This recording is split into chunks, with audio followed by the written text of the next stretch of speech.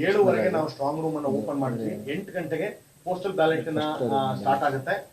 8 ಅರ್ಧ ಗಂಟೆ ಆದ ನಂತರ ಇವಿಎಂ ಸ್ಟಾರ್ಟ್ ಮಾಡಬೇಕು ಅನ್ನೋಂತ ಆರ್ ಒ ಹ್ಯಾಂಡ್ ಬುಕ್ ಒಳಗಡೆ ಇರುತ್ತೆ, ಇಸಿಎ ಮ್ಯಾನುವಲ್ ಅಲ್ಲಿ ಇರುತ್ತೆ. 8 ಗಂಟೆಗೆ ಪೋಸ್ಟಲ್ ಬ್ಯಾಲೆಟ್ ಸ್ಟಾರ್ಟ್ ಆಗಬೇಕು.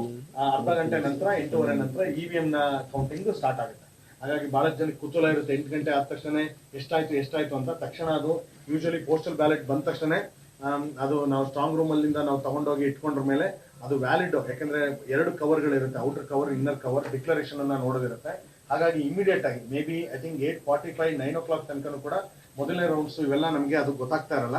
ಹಾಗಾಗಿ ಒಂದು ಸ್ವಲ್ಪ ಆ ಸಂದರ್ಭದಲ್ಲಿ ಒಂದು ಸಂಯಮದಿಂದ ಇರಲಿ, ಮತ್ತೆ ಊಹಾಪೋಹಗಳನ್ನ ಸ್ಪ್ರೆಡ್ ಮಾಡದೇ ಇರಲಿ ಅಂತ ನಾನು ಮಾಧ್ಯಮಗಳಿಂದನೂ ಕೂಡ ನಾನು ಅದೊಂದು ರಿಕ್ವೆಸ್ಟ್ ಮಾಡ್ಕೋತೀನಿ.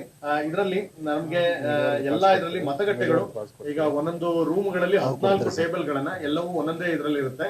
14 ಟೇಬಲ್ ಪ್ಲಸ್ ಒಂದು ARO ಟೇಬಲ್ ಅಲ್ಲಿ ಇದರಲ್ಲಿ ನಾವೀಗ ಆಲ್ರೆಡಿ ಕ್ಯಾಂಡಿಡೇಟ್ ಸೆಲೆಕ್ಷನ್ ಏಜೆಂಟ್ ಗೆ ಹೇಳಿದ್ವಿ, ಕೌಂಟಿಂಗ್ ಏಜೆಂಟ್ಸ್ ಗಳನ್ನ ಹಾಕೋದಕ್ಕೆ ಅವರು ಕೂಡ ಇದನ್ನ ಕೊಡ್ತಾ ಇದ್ದಾರೆ.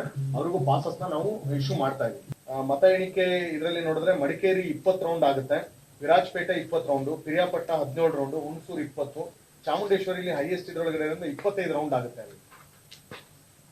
ಮತ್ತೆ ಕೃಷ್ಣರಾಜ 19, ಚಾಮರಾಜ 18, ನರಸಿಂಹರಾಜ 21. ಟೋಟಲಿ 2202 ಮತಗಟ್ಟೆಗಳೇನಿದೆ ಅದರಲ್ಲಿ ಹೈಯೆಸ್ಟ್ ಅಂದ್ರೆ 25 ರೌಂಡ್ಸ್ ಚಾಮುಂಡೇಶ್ವರಿ ಒಳಗಡೆ ಬರುತ್ತೆ. ಎಲ್ಲಾ ಸ್ಟ್ರಾಂಗ್ ರೂಮ್ಸ್ ಗಳನ್ನು ಕೂಡ ಪಡವರಳ್ಳಿ ಇದರೊಳಗಡೆ ವಾಲ್ಮೀಕಿ ರಸ್ತೆಯಲ್ಲಿರುವಂತ ಮಹಾರಾಣಿ ಕಾಲೇಜ್ಗಳಲ್ಲಿ ಈಗ ಆಲ್ರೆಡಿ ಭದ್ರವಾಗಿದೆ.